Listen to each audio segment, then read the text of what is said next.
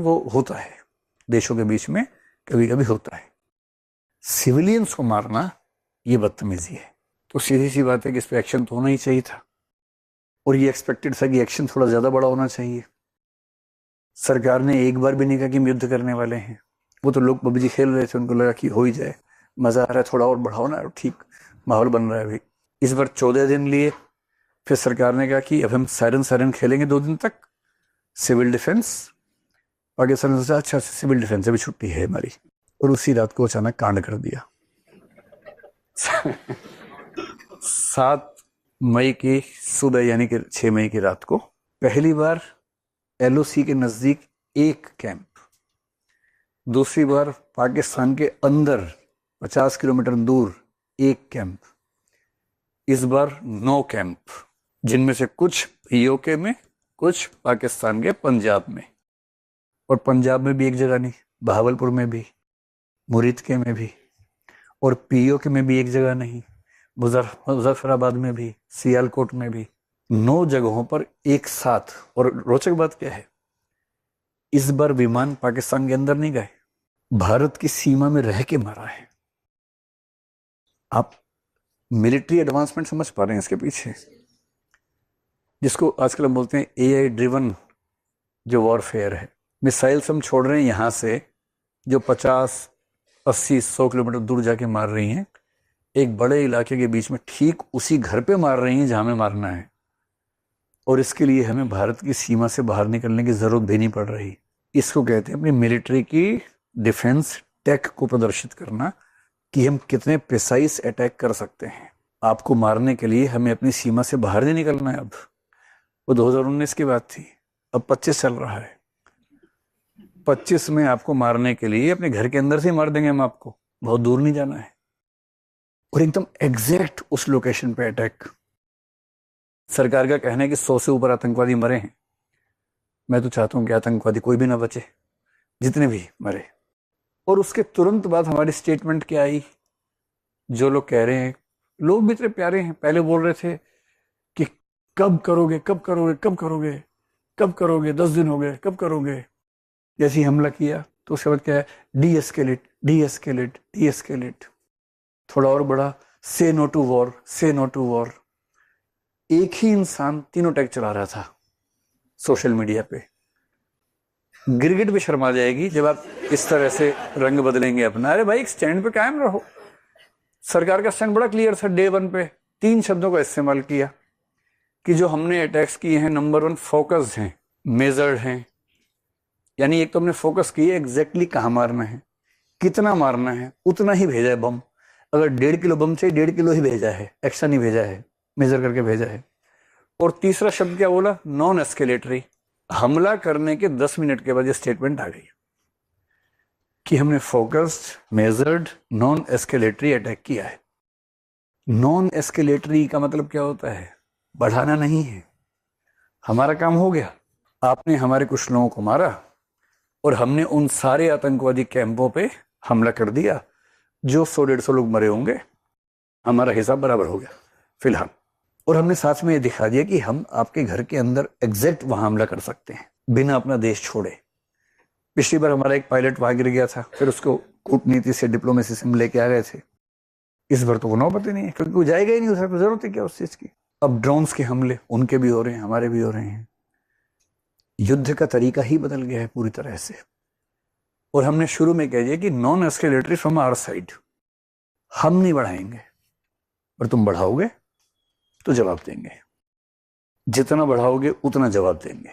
और इन बातों से फिर सरकार ने माहौल बनाने के लिए क्या कहा, सिविल डिफेंस, सायरन बजाएंगे, सब तैयारी कर लो। सबको लगा अच्छा कुछ होने वाला है इस बार, तो उम्मीदें बढ़ गई, POK आएगा लगता है। सरकार नहीं कह रही है, सरकार केवल कह रही है कि उस मूर्ख का भरोसा नहीं है, हमने तो केवल इतना किया, क्या पता क्या फेंक दे, किसको लग जाए, तैयार रहो सब लोग। और युद्ध में दिक्कत नहीं है। देखिए, समझदार आदमी की पहचान क्या है, वो युद्ध खुद चुनता है।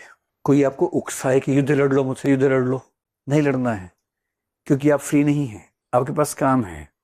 आपको अपना रॉकेट भेजना है चंद्रमा पे, मंगल पे भेजना है। वो जो एक स्टेटमेंट बहुत प्रसिद्ध है, उनके झंडे पे चंद्रमा है, हमारा चंद्रमा पे झंडा है। तो ये अंतर ध्यान रखना ना हमें। हम उनके लेवल पे जाके झगड़ा करेंगे तो कैसे आगे बढ़ेंगे भाई? हमें नहीं झगड़ा करना, वो तो झगड़ा करने को तरस रहे हैं। समझदार आदमी झगड़ा तभी करता है जब उसको पता है कि इससे सिवाय कोई चारा नहीं है। चारा नहीं है तो झगड़ा करेंगे, चारा है तो बिल्कुल नहीं करेंगे। तुम मजाक बना लो, हमारा बना लो, हाँ अरे डर गए, हाँ डर गए, हम डर गए, हम बहुत डरपोक है, थैंक यू। आप ऐसा करो, उस तरफ से ले जाओ, बलूचिस्तान की तरफ से ले जाओ, वहां झगड़ा कर लो, हमसे मत करो। तो झगड़ा कोई उकसाए और आप झगड़ा करने लग जाए, आपसे बड़ा मूर्ख कौन है उसके बाद? तो ये भी चिंता है कहीं युद्ध हो जाए शुरू, और युद्ध में इतने रिसोर्सेस खर्च होंगे, इतने लोग मरेंगे। एक ठीक ठाक सा युद्ध जो 3-4 साल चलता है, मोटा मोटा अनुमान अगर मैं आपको बताऊं तो रूस यूक्रेन के युद्ध में कम से कम 1 से 2 लाख लोग यूक्रेन के और 4 से 8 लाख लोग रशिया के मर चुके हैं अब तक। ये मोटा मोटा अनुमान है, सच तो नहीं पता लगता इस मामले में। और भारत पाकिस्तान की आबादी उनसे बहुत ज्यादा है।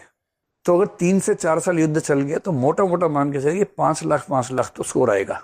और इस 10 लाख में कुछ हमारे घर के भी लोग होंगे ही। तो युद्ध केवल पबजी वाले मूड से करना है या बहुत सीरियस बात होगी तो ही करना है? एकदम सूत्र साहिब लुधियानवी बता गए हैं, हम अमन चाहते हैं मगर जुल्म के खिलाफ गर जंग लाजमी है तो फिर जंग ही सही। जंग केवल तब करनी है जब कोई चारा ना बचे, वरना युद्ध में आमतौर पे दोनों पक्ष हारते हैं, कोई नहीं जीतता है। युद्ध कौन जीता? कोई नहीं जीता, ये भी हारे वो भी हारे। ये 5 लाख लोग हारे, ये 4 लाख लोग हारे और कह रहे कि जीत गए। हमारा कम नुकसान हुआ तो हम जीत गए। अरे इसे युद्ध केवल तब करना है जब कोई चारा ना बचे, और करना है तो फिर टूट के करना है। फिर ये नहीं कि फुलझड़ी चढ़ा के आ गए, फिर निपटा के आना है। और जब तक निपटाने का मूड ना बने युद्ध नहीं करना है। मीडिया की बातें सुन के लोगों ने एज्यूम कर लिया कि इस बार तो पीओके आके रहेगा, और सब इस मूड में है कि बस मोदी जी इस बार रुकना नहीं है।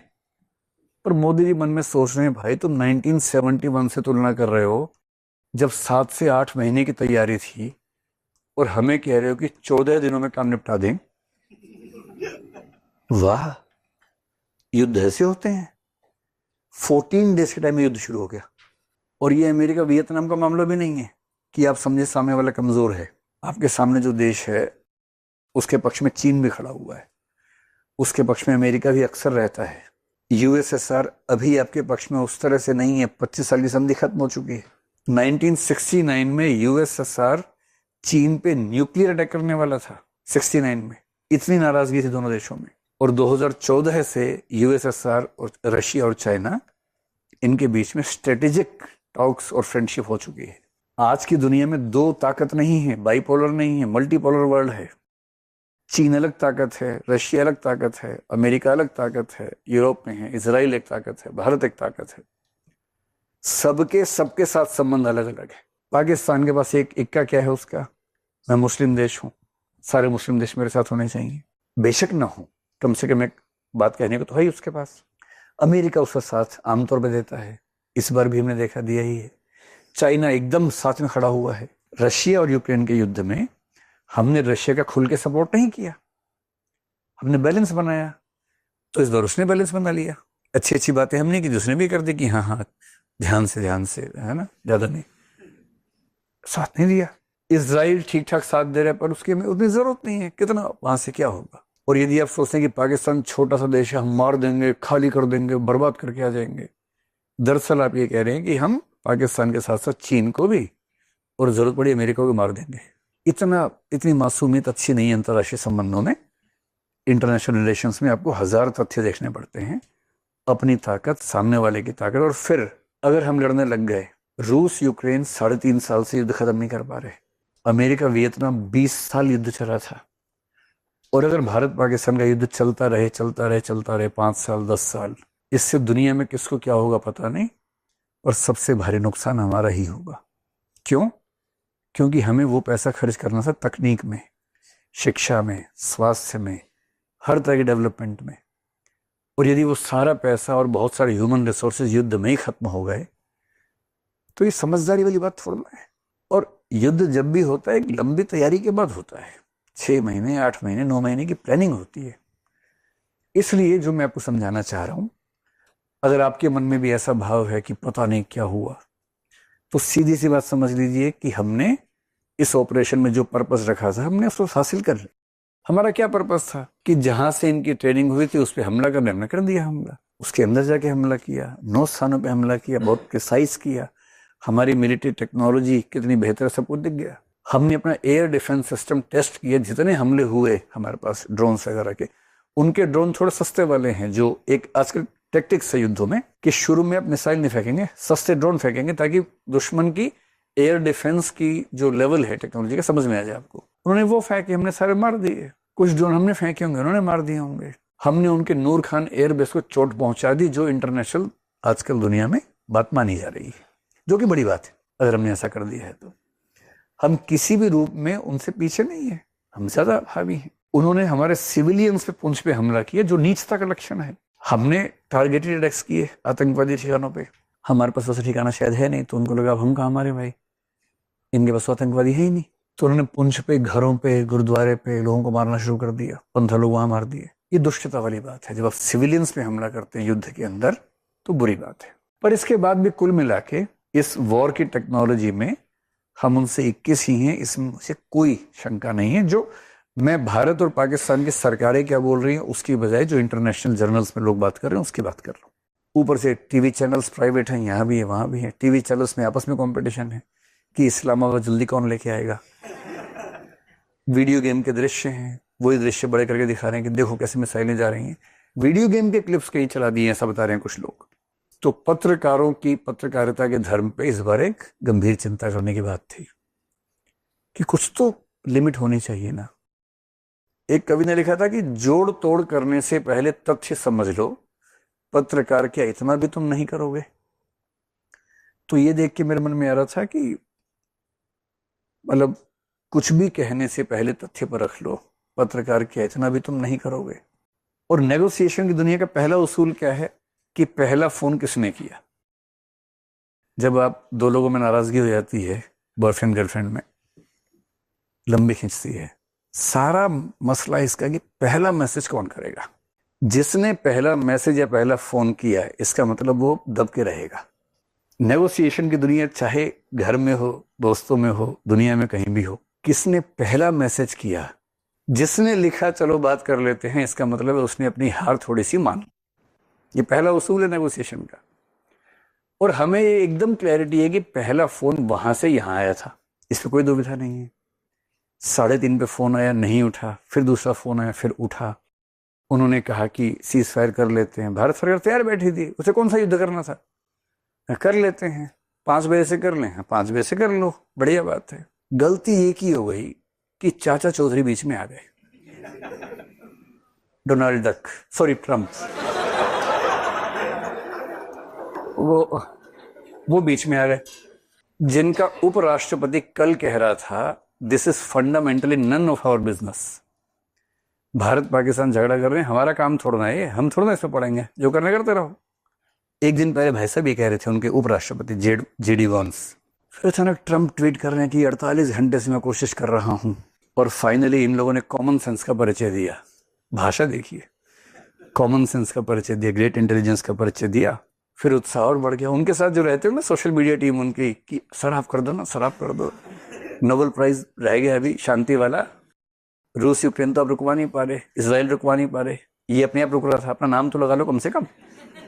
फिर भाई साहब ने एक ट्वीट और मार दिया। और तीसरे में तो हद कर दी, कश्मीर प्रॉब्लम जो कि हजारों साल पुरानी है, मैं उसे ठीक करना चाहता हूं।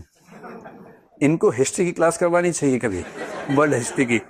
कश्मीर समस्या भारत पाकिस्तान के बीच हजारों साल पुरानी बता रहे भाई साहब। ये बहुत ऐसा नेता मैंने आज तक नहीं देखा दुनिया में।